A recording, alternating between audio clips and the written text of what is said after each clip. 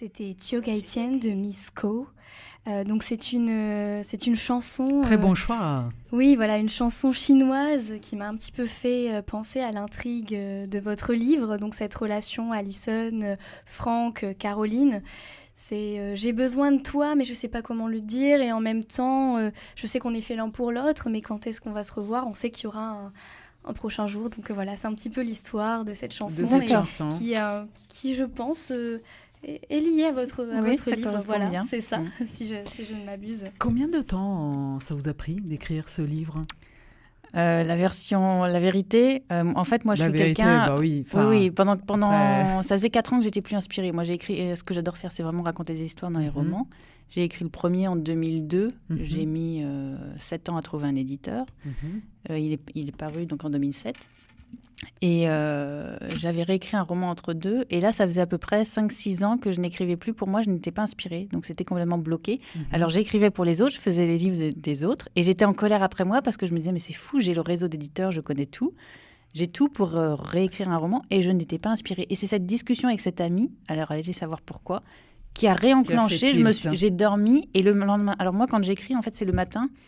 C'est parti du titre et après j'ai l'inspiration, ça vient tout seul et je peux écrire pendant 5 heures et en fait quand je commence la première phrase, je ne sais pas quelle va être l'histoire, je ne sais pas quelle va être la fin, j'ai pas de structure comme certains auteurs qui ont déjà tout structuré, ils savent déjà où ils vont aller. Moi je vais dans l'inconnu et c'est chapitre après chapitre que je découvre les personnages et donc au fur et à mesure je prends des notes, je me dis tiens Jade 9 ans et c'est comme si on me racontait l'histoire. Et ils vous parlent, ces personnages, au fur et à mesure, vous les entendez. Oui, c'est très bizarre. C'est comme si ça venait d'ailleurs. Et donc ça, je l'ai écrit en 2 mois. Après, vous avez tout le travail de réécrire. Mais le premier jet, l'histoire, vraiment, est venu en 2 mois. D'accord. Et j'ai enchaîné un autre roman en 2 mois aussi, juste après. Suite à un rêve que j'ai fait, et le rêve m'a donné le titre, et pareil, c'est parti. Et qui est déjà sorti? Non, pas encore. Non, en fait, l'éditrice l'a lu, et elle m'a dit, on le sortira si celui-là fonctionne, forcément. Et je peux, voilà, donc on verra, mais il est déjà prêt, en fait. C'est dans le même genre. Donc, je précise que c'est aux éditions Le Courrier du Livre. Donc... vous pouvez le trouver n'importe où, j'imagine, maintenant. Partout, Fnac, Amazon, librairie. D'accord, vous avez même fait une signature au Parc Monceau récemment. Donc, oui, c'est intéressant ce processus d'écriture. Tout à fait, quand on est inspiré, on voit bien du coup que rapidement, en 2 mois, vous arrivez à faire l'essentiel du livre à l'arrivée. Voilà, logiquement, un livre, c'est 1 an de travail. Bon, après, voilà, il y a tout le travail de réécriture sur le style, etc., les répétitions, etc. Et pendant ces 2 mois, vous dites, je peux écrire 5 heures d'affilée. Vous avez quand même pratiqué du yoga oui. Après les 5 heures où vous avez écrit. Avant. Moi, je dors la nuit avec un carnet et je note la nuit, donc j'ai des idées. Et le matin, je commence à écrire. Toutes les heures Il n'y a pas de règle, en fait. C'est souvent vers 5 heures du matin. D'accord. Et je note. Et je vais vite à mon yoga, mais je suis très impatiente de rentrer pour aller taper et écrire toutes les idées. Et je peux avoir des idées pendant les postures. Voilà, c'est ce que j'allais vous dire. Oui. Et vous arrivez quand même à faire... Voilà, c'est ça. Mais je suis habitée par mes personnages et je vis avec eux. Et les périodes où j'écris, c'est les périodes où je me sens le mieux de ma vie, parce que mais je suis vraiment avec mes personnages tout le temps. J'ai pas envie de faire autre chose. Quand quelqu'un vous parle, en fait, des fois, ça me saoule. Vous êtes ailleurs avec Franck, avec Alison. Et d'ailleurs, quand je termine le livre, on parle de baby blues pour les livres, mais c'est ça, il nous manque. D'accord, comme un accouchement. Ok. Donc vous accouchez vos livres. Je fais des bébés de papier. D'accord. Oui, c'est beau ça, mais justement, alors vous disiez que vous viviez avec vos personnages, et moi quand même, là, de ce que j'apprends de vous et de ce que j'ai pu lire un petit peu sur vous, j'ai quand même des fois l'impression de retrouver un peu le personnage de Caroline par rapport à votre façon de vivre, l'écriture aussi, parce que l'écriture aide beaucoup le personnage de Caroline à avancer dans cette thérapie justement après la rupture avec son ex Franck.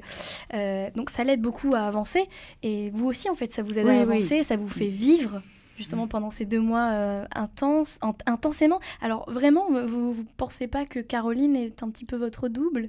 Pas complètement, mais il y a des parties de moi, forcément. Voilà. Après, voilà, c'est pas 100%, mais je crois que dans tous les livres, pour tous les écrivains, il y a des morceaux de nous, on est des éponges, donc on va prendre aussi de notre entourage, mais voilà. Après, c'est pas une autobiographie au sens propre du terme. Mais... En tout cas, il y a une réflexion très forte sur le fait de s'aimer, comment s'aimer. Ça aussi, c'était un message qui revient régulièrement et sur lequel j'ai l'impression que vous travaillez, donc j'imagine que vous avez dû déjà faire ce travail sur vous. Je continue à le faire tous les jours. Oui. Et tous les jours. Comment, juste pour pour nous rappeler un petit peu qu'est-ce que ça signifie pour vous s'aimer, qu'est-ce que c'est s'aimer au quotidien?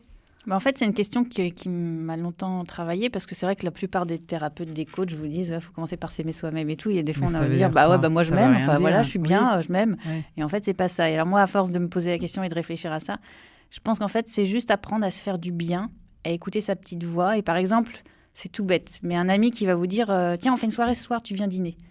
Et moi, j'avais tendance à dire oui, à pas oser dire non. Et je pense qu'en fait, apprendre à s'aimer, c'est apprendre à s'écouter soi, à dire ok, qu'est-ce que mon cœur me dit? Est-ce que j'ai envie d'y aller ou est-ce que je suis crevée? J'ai juste envie de dire non. Et ben là, je sens que je suis crevée et donc je me respecte et je dis non. Et en fait, c'est ça, c'est juste apprendre à s'écouter. Mais c'est pas toujours facile parce que des fois, on n'écoute pas son cœur, on écoute son mental ou les obligations, les choses. Et c'est plus facile de dire oui.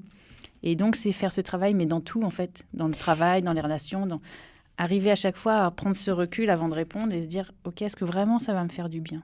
Sauf que là je pense à des natures très flemmardes ou très glandeurs, il y a un moment donné où voilà, la vie met des obligations, donc c'est jongler en permanence entre s'écouter, à la fois un côté plus rationnel où il faut répondre à des obligations, enfin c'est ça qui est... Oui, c'est essayer de trouver l'équilibre, mais je pense que la finalité c'est toujours de faire ce qu'on aime, et quand on fait ce qu'on aime, les choses finissent par s'ouvrir, même si ça prend du temps. Moi, l'écriture, ça fait 10 ans que je vis de l'écriture, et il y a des moments où, comme je vous dis, j'avais plus d'inspiration pendant 7-8 ans, j'écrivais plus pour moi, j'étais incapable.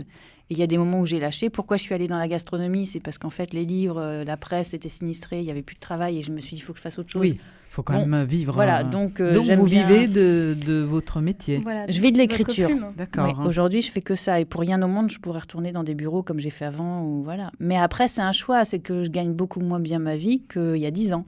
Ce qui peut paraître paradoxal, mais après, j'ai de la liberté, je fais ce que je veux quand je veux. Je ne pourrais pas être dans un bureau soumise à des horaires, à un patron. Et quand vous dites avant, j'étais dans des bureaux, toujours dans ces univers-là? Pas du tout. Moi, j'ai travaillé en laboratoire pharmaceutique, dans des banques, cabinets d'avocats. En général, je faisais des cycles de 2 ans. J'arrivais dans une société pour tout mettre en place. Et une fois que tout était mis en place, je m'ennuyais, je démissionnais.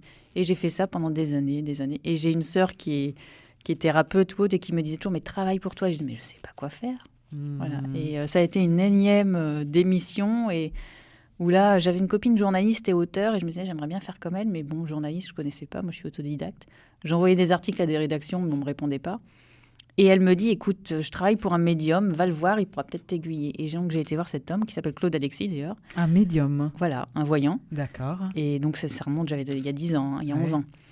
Et donc, je vais le voir, je lui donne ma date de naissance et je le laisse parler. Et il me dit mais vous, il y a l'écriture, vous allez faire des livres et vous allez travailler pour un grand groupe de presse. Et là, il ne pouvait pas deviner. Je ne lui ai rien dit, mais c'est vrai, la vérité. Hein. Bon, ça, c'est toujours des choses qui... Voilà. Et du coup, on me proposait un boulot, j'ai dit non. Et j'ai repostulé chez Femme Actuelle après. Et là, ils m'ont reçu, c'est un quiproquo, ils m'ont confondu avec quelqu'un. Et je me suis retrouvée face à la responsable de la rubrique Bien-être à l'époque, et qui m'a donné ma chance pour mes premières piges. Donc j'ai appris comme ça sur le tas, complètement autodidacte. Génial. Et après, les livres sont venus, voilà. Et depuis, j'ai pu lâcher. Beau, hein, c'est beau, Claude. Oui, tout à fait. Ça donne envie, en tout cas, d'aller voir ce médium, si ça peut débloquer quelque chose. Mais vous pensez que c'est lui qui a débloqué quelque chose? Je pense qu'il m'a donné la confiance que j'avais pas en moi. D'accord. Et le fait que lui l'ait vu sans que je lui ai dit, je me suis dit, s'il l'a vu, ça va marcher. Ça va fonctionner. Donc voilà, après, je pense que ça a joué en tout cas dans mon mental. Et vu que quand on émet une intention, si on part perdant, on limite ses chances d'y arriver. À partir du moment où on se dit, non, mais ça va marcher, c'est sûr. En fait, c'est ça, c'est d'y croire. Il faut projeter. Il faut y croire. Une fois qu'on y croit, je pense qu'il y a déjà plus de la moitié qui est fait. Oui. C'est ce que vous dites d'ailleurs dans votre livre, on peut décider de l'avenir, non? Il me semble, je me souviens, il y a une petite en tout cas, on peut essayer de ça. Voilà, c'est ça. On ne peut pas réécrire l'histoire, mais on peut décider de l'avenir. On peut se projeter, essayer de se visualiser dans ce qu'on aimerait faire, et après, tout en lâchant prise. C'est ça qui est difficile, en fait. C'est avoir un objectif, se dire, par exemple... Voilà, je veux déménager au soleil et visualiser sa maison, ressentir les choses vraiment dans les 5 sens et se voir vraiment dans cette maison haute. Mais après, rester ouvert sur ce que l'univers va nous arriver. Moi, je rêve de vivre dans le sud, mais je ne sais pas où. Et donc, je contacte des agents immobiliers ou autres, mais est-ce que ça va être ailleurs, à Marseille, à Cannes et tout? Je ne sais pas. Je vois l'endroit, je vois comment je veux qu'il soit au niveau de l'énergie, etc. Ouais. Je demande à partir et j'aimerais partir demain. Et donc, j'ai envoyé, j'ai fait des demandes, j'ai passé des dossiers qui ne sont pas passés, mais je me dis, c'est juste que c'est peut-être pas le moment. Pas le bon appart, voilà, mais je continue à être pas louer dans un premier temps? J'essaye tout, en fait. J'émets des intentions, je pose des actes, et après, je fais confiance là-haut pour que ça s'ouvre au bon moment. Et voilà, moi, je dis là-haut, je ne suis pas religieuse, je ne suis pas dans la... Oui. Mais juste, je crois. Mais vous pensez voilà. que tout est lié quand même. Vous pensez que rien n'est dû au hasard. Oui, j'aurais dans le livre aussi, c'est ce que moi, quand j'ai lu votre livre, je me suis dit, j'ai l'impression derrière que quand même, on nous laisse entendre que rien n'est dû au hasard et que tout est lié. Il y a ces petites voix dont vous parliez, et puis bon, tout ce qui est autour. J'ai vraiment l'impression que c'est nous qui sommes acteurs de notre vie, mais en même temps, on contrôle pas tout finalement. C'est ça. J'aurais tendance à dire qu'on est tous là pour quelque chose, on a tous quelque chose à réaliser, et que le but de notre vie ici, c'est de trouver pourquoi on est là. Et donc, justement, en se connectant à son cœur, en écoutant et en faisant ce que l'on aime. À partir du moment où on est aligné sur ce pourquoi on est sur Terre, les choses s'enclenchent et voilà, de manière fluide et évidente.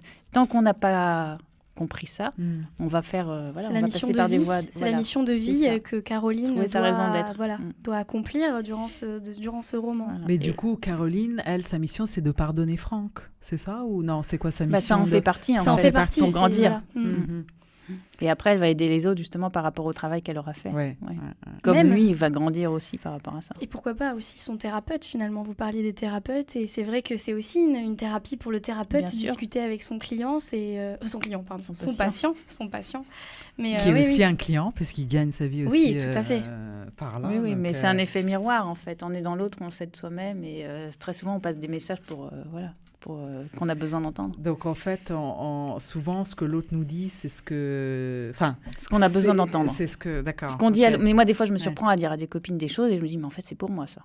Voilà. Vas-y, écoute ce que tu es en train de dire. Évidemment. Oui, vous le disiez tout à l'heure, c'est toujours plus simple de dire aux autres ce qu'il faut faire et ce qu'il ne faut pas faire. Mais après, quand c'est pour soi, c'est difficile, c'est un travail. Et à chaque fois que vous en parlez, moi, ça me fait toujours penser au yoga, vraiment se recentrer sur soi, cet esprit un petit peu de méditation.